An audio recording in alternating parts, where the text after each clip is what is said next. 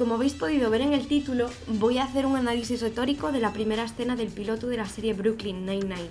El objetivo de este análisis es ser conscientes de cómo nos está haciendo sentir un producto y qué está causando a nivel audiovisual ese sentimiento. Para empezar, vamos a entender un poco la organización del fragmento. Comienza con un exordio. This job is eating me alive. Vale, ya está. Con eso ya tienen nuestra atención. No sabemos por qué estamos viendo en primer plano la cara de un tipo que tampoco conocemos, no sabemos dónde está, de qué trabajo habla, en fin, no sabemos nada de lo que está ocurriendo y eso es lo que nos hace seguir viendo el capítulo. Ahora seguimos con la narratio y el argumentatio. I can't breathe anymore. Spent all these years trying to be the good guy, the man in the white hat. I'm not becoming like them. I am them.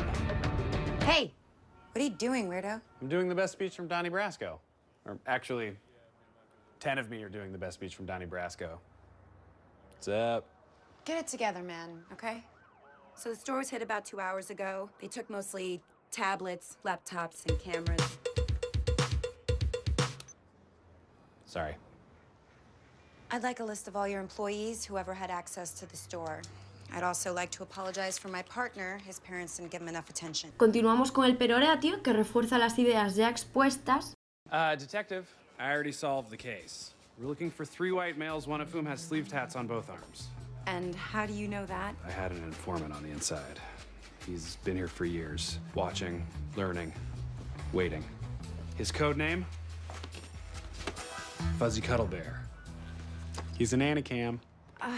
You got lucky. No, I got here 5 minutes before you and figured that in this gigantic electronics store there had to be at least one working camera.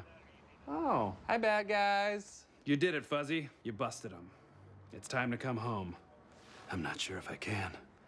I've been undercover so long, I've forgotten who I am. I've seen terrible things. I haven't known the touch of a woman in many moons. All right.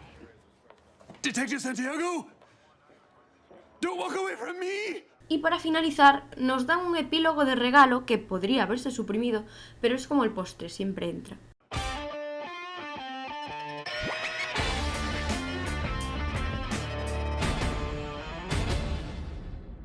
Vamos a pasar a analizar las sensaciones que nos producen al principio de este piloto.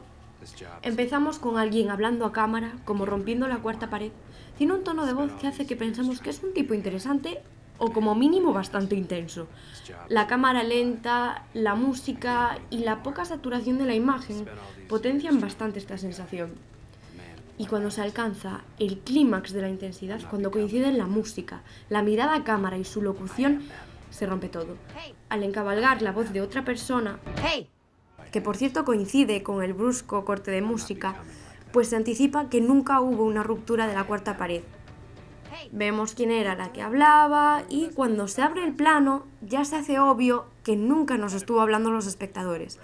Además, si nos fijamos, para potenciar el cambio de tono, además de cortar de golpe la música, también se juega a subir la saturación de la imagen. Para crear la situación más cómica, vemos en 10 teles distintas a nuestro protagonista, en planos bastante menos favorecedores que el de principio. Os voy a poner aquí cómo era el del principio y cómo son los de la tele para que veáis que la angulación es distinta y eso provoca pues que se vea más guapo o menos guapo. El movimiento de cámara ahora se hace muy de notar y eso ayuda a integrarnos en el sitio en donde están. Ya no solo hablamos de los movimientos de cámara en mano, que se hacen bastante más evidentes, sino que los paneos pues son como muy naturales, no siguen un estilo cinematográfico, no son perfectos, pero sería más como sería nuestro ojo si mirase.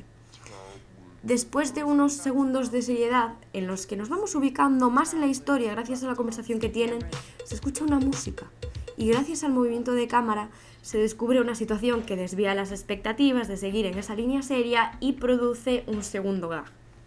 Además, si nos fijamos, el inspector se mueve por la tienda pero nunca lo vemos detrás de su compañera. Y eso provoca que cuando interviene de nuevo no sepamos dónde está y nos sorprenda. Bueno, como paréntesis, cuando la inspectora dice la palabra empleados, aparece un chaval detrás de ella que antes no estaba ahí. Pero bueno, seguimos. En este momento se juega de nuevo con nuestras expectativas, pero esta vez se ve venir.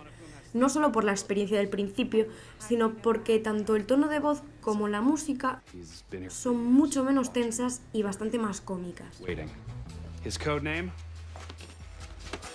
Fuzzy Cuddle Bear. He's an Anacam.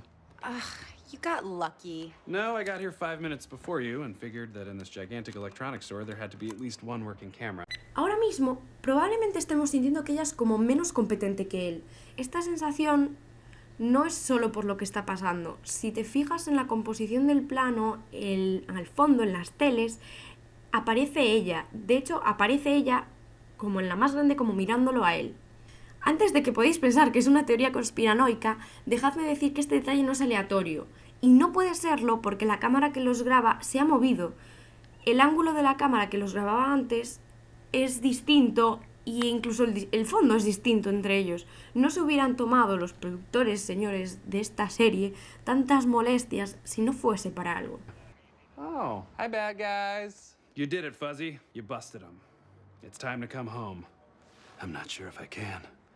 Que el plano sea tan cerrado en el oso es un factor que provoca que haga gracia, porque asimilas lo que ves con la voz que se escucha. Y si además te fijas en el diálogo y juntas todo, la mezcla resulta como tan perturbadora que lo único que puedes hacer pues es reírte. Detective Santiago? Bueno, eso ha sido prácticamente todo lo que tenía que decir sobre este fragmento. Espero que os haya gustado y que recéis conmigo para que a mi profe también le guste. Muchas gracias por ver el vídeo.